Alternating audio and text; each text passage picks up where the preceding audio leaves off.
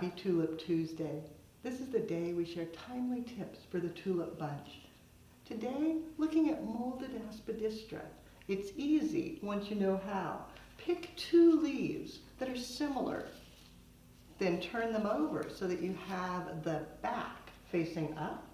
Using 1 U-glue strip, pull it apart, and then stretching it from tip to tip.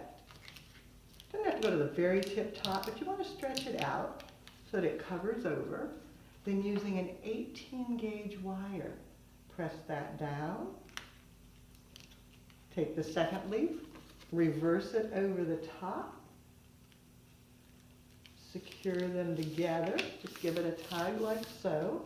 Then, using the corsage tape, just tape the 2 ends together so you've got a solid finish.